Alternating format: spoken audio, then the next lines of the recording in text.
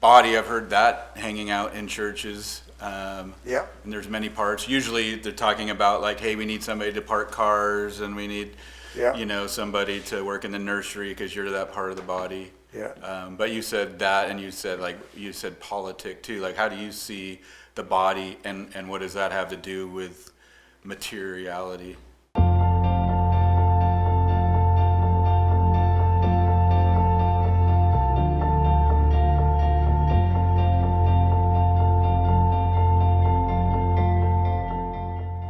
Well, it's advocacy for policies that do not leave some human bodies outside of a viable political economy.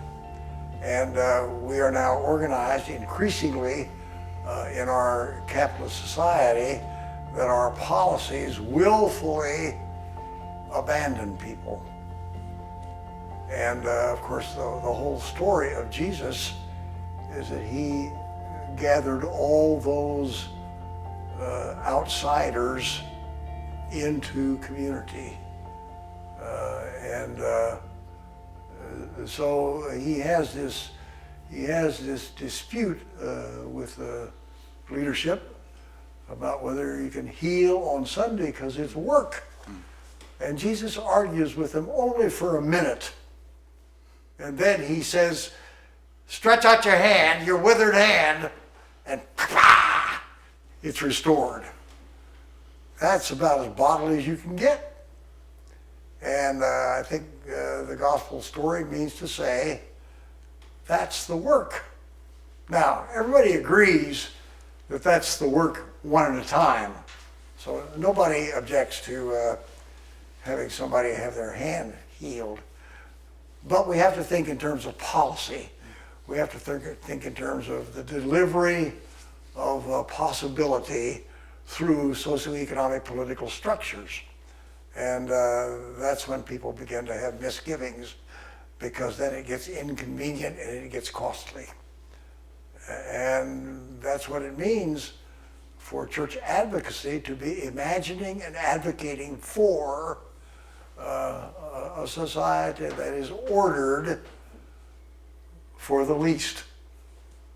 So the famous parable in Matthew 25, in which Jesus catalogs the least. You visited the sick, you cared for you welcomed the stranger, you visited the prisoner, you fed the hungry, and They're metaphors, yeah. they're not metaphors.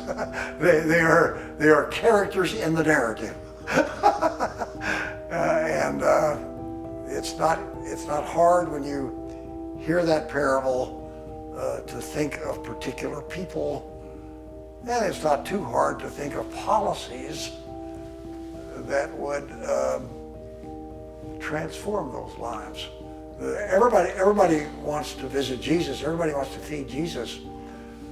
But then he says, you didn't recognize me. I was embodied in those people.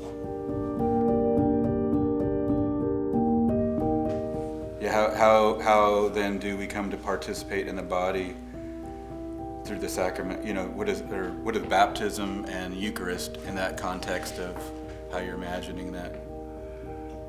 Well, as you know, those sacraments are open to many interpretations, because the act is more important than the interpretation. But I take it that baptism is the signing on to an alternative narrative. Now, when you do nice little babies, the accent in the liturgy is always about how much Jesus loves you. But if you think about adult baptism, it is a summons to discipleship. And discipleship means to be engaged in the things that are modeled and advocated for by Jesus. I take the communion, the Eucharist, to be a drama of abundance. And it's too bad that churches use those little bitty pieces of bread. We ought to be serving we ought to be modeling lavish supplies so that we experience the abundance of God that overwhelms the depletion and the scarcity of our frightened, guilty lives. But the Eucharist has been so distorted by, I think, an over accent on sin. Well, that's what I thought it was. I mean, we're grateful. Like, I don't understand the abundance. I understand the gratefulness of the breaking of the body so that we don't have to be broken. Yeah. But it's bigger than that. It has to do with modeling out the self-giving of Jesus. So when we hand the bread and say, this is my body, or the cup, this is my blood, we ought to understand that this is me, have me, here I am, I give myself to you, all of me, I hold nothing back, I'm for you. No if, I'm for you. So most of the churches I get to, they make a point at the beginning of that liturgy to say all are welcome. You're welcome if you're gay.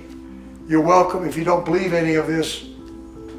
Come experience and participate in the drama of abundance that will, over time, expose your notion of scarcity as fake news.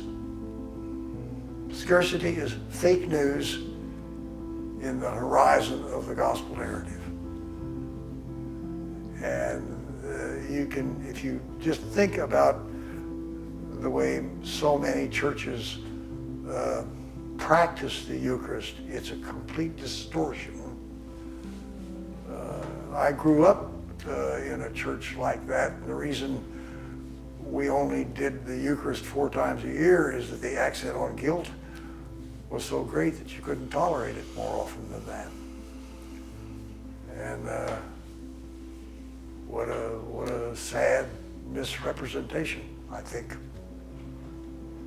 Yeah. So those 2 miracles of feeding 5,000 people and feeding 4,000 people, they have what we've taken to be the words of the Eucharist.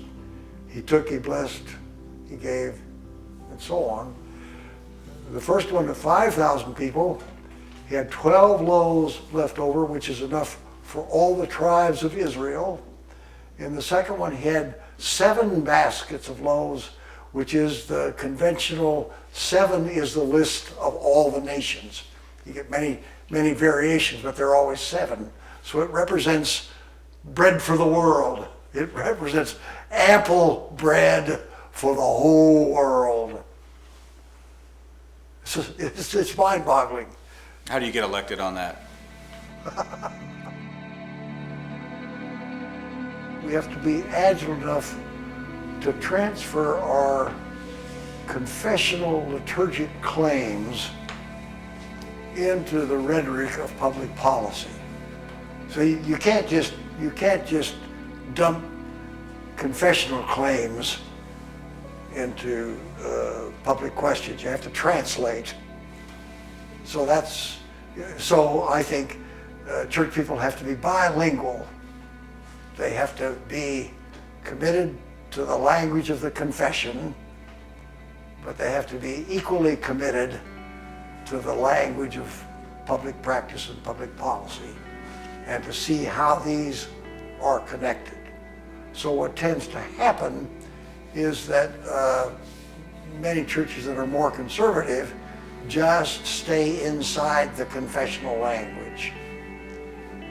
Many liberals are embarrassed about confessional language and only want to talk social science. But neither one of those will do. The problem is to be good translators. And that's what we have to work at, I think. And that performance, that Eucharistic performance, needs to have that energy transferred into local energy. Yep. The practical energy. Practical energy. Yep. I wonder if that, like, and I want to talk about like the fragrance that comes from community, if that's represents that, like, yeah, emancipatory Yes. bouquet. Yes. Emancipatory, subversive, transformative, all those words.